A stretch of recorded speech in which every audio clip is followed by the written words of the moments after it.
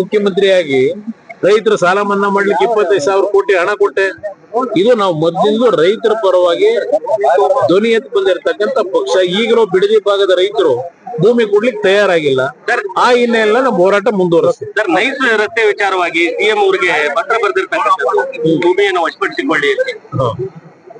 ಭೂಮಿನ ಅವರು ವಾಪಸ್ ತಗೋಬೇಕು ಅನ್ನೋದು ನಾನ್ ಹೇಳ್ತಿಲ್ಲ.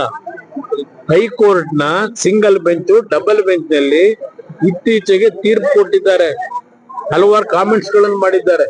ಆ ನೈಸ್ ನ ಯೋಜನೆ ಹೆಸರಿನಲ್ಲಿ BMIC ಯೋಜನೆಯ ಹೆಸರಿನಲ್ಲಿ ಇವತ್ತು ಆಗಿರ್ತಕ್ಕಂಥ ಹಲವಾರು ರೀತಿಯ illegal activities, frame work agreement ನ ಉಲ್ಲಂಘನೆ ಮಾಡಿ ಏನೇನೋ ಇವತ್ತು ಲೂಟಿ ಆಗಿದೆ. ರೈತರನ್ನ ಬೀದಿ ತಂದು ನಿಲ್ಸಿದ್ದಾರೆ. ಕಳೆದ 20 ವರ್ಷದಿಂದ ರೈತರ ಭೂಮಿನ ವಶಪಡಿಸ್ಕೊಂಡು ದುಡ್ಡು ಕೊಟ್ಟಿಲ್ಲ, ರೈತರಿಗೆ ಅವಾರ್ಡ್ ಕೊಟ್ಟಿಲ್ಲ. ಇನ್ನು ಅದರ ಬಗ್ಗೆ ಕೋರ್ಟ್ ಇವತ್ತು ಕೆಲವು ಸರ್ಕಾರಕ್ಕೆ ಏನ್ ಗಡುವು ಕೊಟ್ಟಿದ್ದಾರೆ, ಹೇಳಿದ್ದಾರೆ. ಗಡುವು ಅನ್ನೋದಿಲ್ಲ, ಇವತ್ತು ಏನ್ ತೀರ್ಮಾನ ಮಾಡಬೇಕು. ಇಲ್ಲಿ ಈ ಒಂದು BMIC ಯೋಜನೆ ಈ ಕರ್ನಾಟಕ ರಾಜ್ಯದ ಅತ್ಯಂತ ಒಂದು ದೊಡ್ಡ ಮಟ್ಟದ ಹಗರಣ ಅಂತ ಹೇಳಿ ಕೋರ್ಟ್ ಆದೇಶ ಕೊಟ್ಟಿದೆ.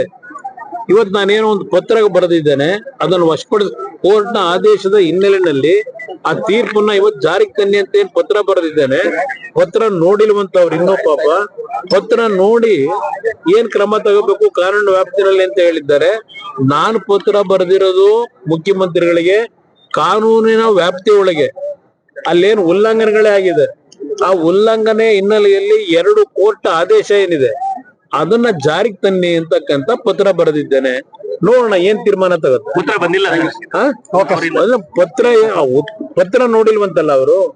ಪತ್ರ ನೋಡಿ ತೀರ್ಮಾನ ತಗೊಳ್ಳಿ. ಪಾಪ ಕೋರ್ಟ್ ಆದೇಶ 78 ಜುಲೈ ತಿಂಗಳಲ್ಲಿ ಬಂದಿದೆ. ಈಗ ಆಗಸ್ಟ್ 15 ಅದು ಎಷ್ಟನೇ ತಾರೀಕು ಇವತ್ತು? 14ಕ್ಕೆ ಬಂದಿದೀವಿ.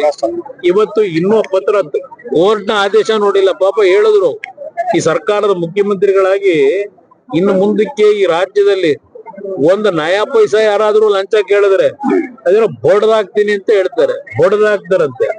ಇಲ್ಲಿ ಲಕ್ಷಾಂತರ ಕೋಟಿ ವ್ಯವಹಾರ, ಆ BMIC ಯೋಜನೆದು ಲಕ್ಷಾಂತರ ಕೋಟಿ ಹಗರಣ ಕೋರ್ಟ್ ಆದೇಶ ಮಾಡಿದೆ.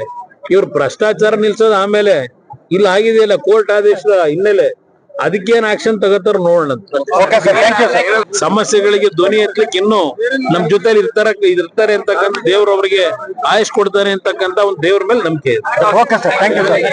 ನಿರ್ಭೀತ, ನಿಷ್ಪಕ್ಷಪಾತ, ವಿಶ್ವಾಸಾರ್ಹ ಸುದ್ದಿಗಳಿಗೆ ಮತ್ತೊಂದು ಹೆಸರಾಗಿರುವಂತ News18 ಕನ್ನಡ ಈಗ ಆಪ್ನಲ್ಲೂ ಲಭ್ಯವಿದೆ. ದಯವಿಟ್ಟು ಇಲ್ಲಿರುವಂತ QR ಕೋಡ್ ಸ್ಕ್ಯಾನ್ ಮಾಡಿಕೊಂಡು ಆಪ್ ಡೌನ್ಲೋಡ್ ಮಾಡೋದಕ್ಕೆ ಮರಿಬೇಡಿ. ನಿಮ್ಮ ಬೆಂಬಲ ಹೀಗೆ ಸದಾ ನಮ್ಮೊಂದಿಗಿರಲಿ. ಧನ್ಯವಾದ.